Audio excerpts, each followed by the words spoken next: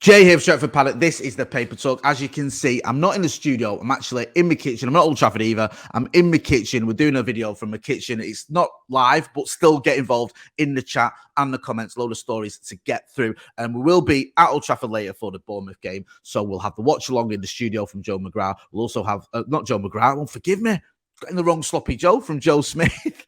We'll also have post-match reaction from the likes of Stephen Howson and Adam McCullough and Joe Smith giving his live review as well. So make sure you are hitting like, share, and subscribe.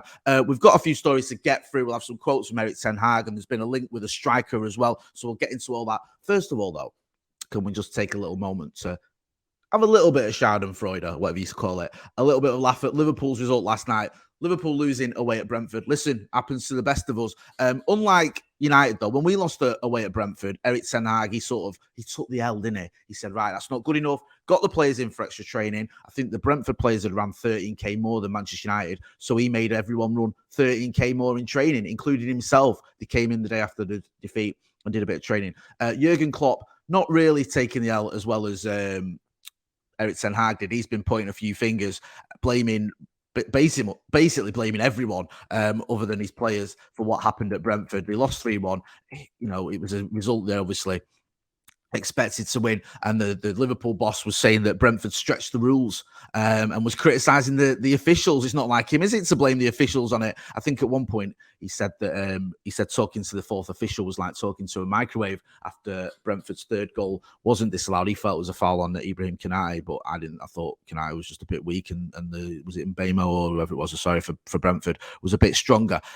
So then he was pointing out that fact. He was saying that they stretched the rules. He also said that when they play against Liverpool, they don't really play football a certain way, but when they play against others, they do. So sort of insinuating that Brentford, you know, they shut up shop and they play this sort of long ball game or whatever against Liverpool, but when it's everyone else, they just play this nice, expansive football. He's just a bit of a sore loser in a Jurgen Klopp, which, okay, is part of the reason that makes you successful, but it is pretty funny to watch. And it leaves Manchester United in a very strong position after these latest results, because if you look over the weekend, you saw Spurs lose, we saw Newcastle drop points, City dropping points as well, Chelsea dropping points. Now, Manchester United currently sitting fourth.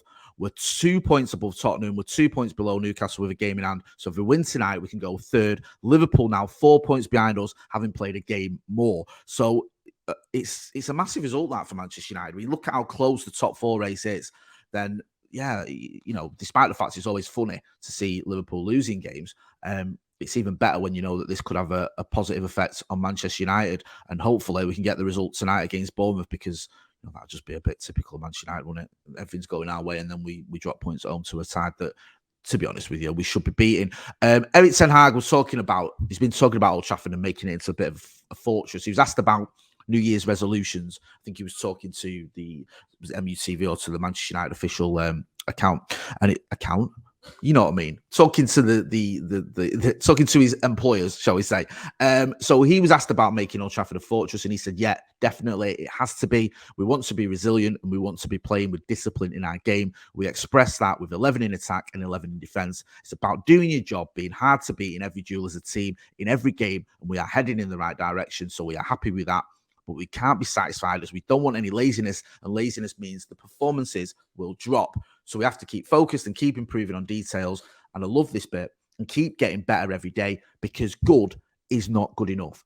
That's such a great sort of way of looking at it, a great attitude to have as manager of Manchester United. And that's the sort of comment you'd hear from the likes of Sir Matt Busby and Sir Alex Ferguson. I think Busby had that quote, didn't he, when he said, at Manchester United, we aim for perfection, but we settle for excellence, something along those lines. And Sir Alex Ferguson always spoke about always trying to win matches, and that's what you should always aim for. And it seems like those sort of feelings and thoughts and attitudes are back at Old Trafford under Erik Ten Hag. Been massively impressed with what he's been trying to do and what he's been doing, not just what he's been trying to do.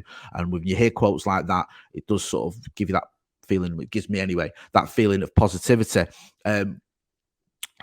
He's mentioned, he was asked about trophies as well, and he said, you know, he's asked about New Year's resolutions and trophies, and he said, yeah, professionally, it's what I just mentioned. It's about trophies. We are not at this moment in the season thinking too much about that. For now, it's about getting into a position where you can win trophies. It's a long way, especially this season. We're not even halfway yet. There are many games to come, so don't focus too much on what can happen. It's about thinking game to game. Now, that's the sort of the old saying in it with take each day as it comes, each game as it comes, not thinking too far ahead. But United are in a relatively strong position when you look at it. In the League Cup, we've got a quarter-final game against Charlton.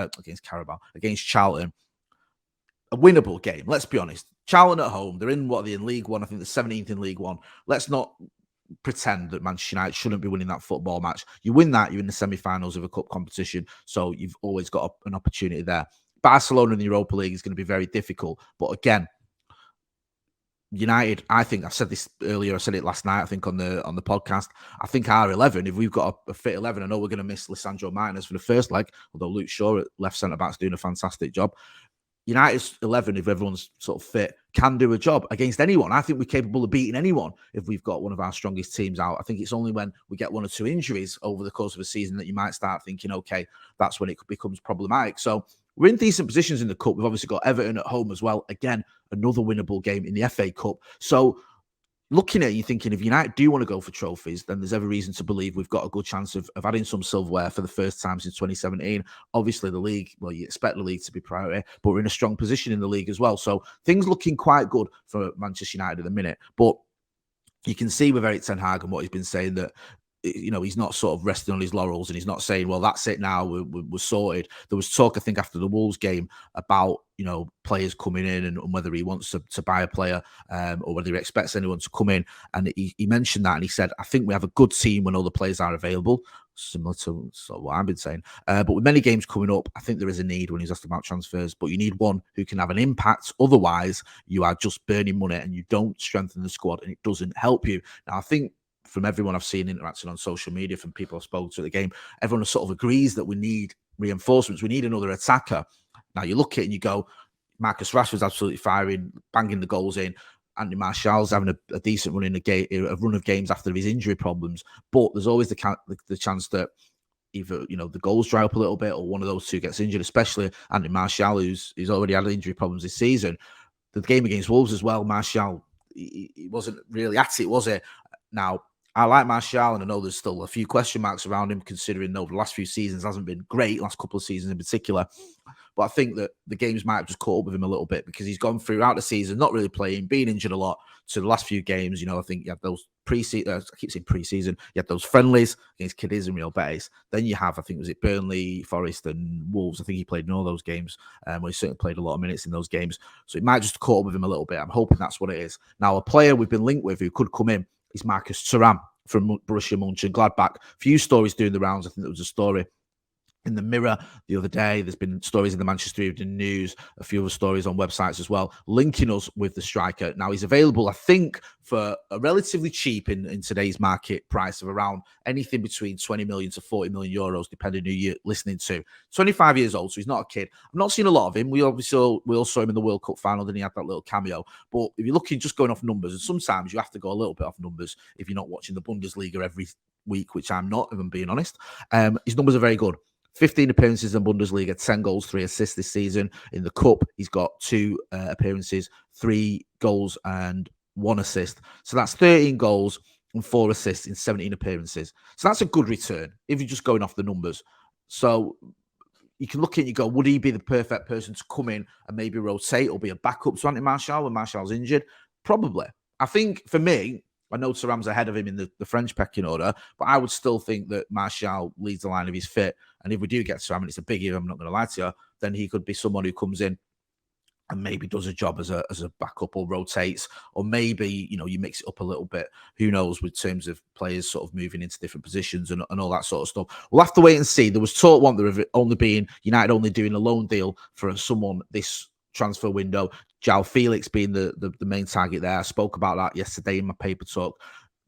Cooled a little bit because there seems to be an issue regarding a loan fee, but it's not dead by any stretch of the imagination. And if we do get any updates on that, as always, I will keep you posted. But yeah, Thuram seems to be one of the main targets at the minute. There's also a couple of stories doing the rounds about Anthony Elanga maybe going to Everton. Apparently, Everton are in for him. I think the Liverpool Echo have had this one. That Everton have made inquiries about him. That it could be available for. I think there was a story doing the rounds. I'm just trying to find it in the Liverpool Echo, saying that it would be around 40 million euros. I don't know about that one, or maybe a low move, which makes it sounds a little more realistic. Although Erik ten Hag isn't likely to sanction that, so I don't even know if that's got any legs there. Anthony Elanga going to Goodison. If we do hear anything, as always, we'll keep you posted. Make sure you are hitting like, share, and subscribe. We'll have obviously the watch along later on. Joe Smith, not Joe McGrath, back for that one, and all the post match reaction. We've also got the preview up if you want to go and check that out. I've been Jay Motty. This has been the Paper Talk from my kitchen. Thanks for watching.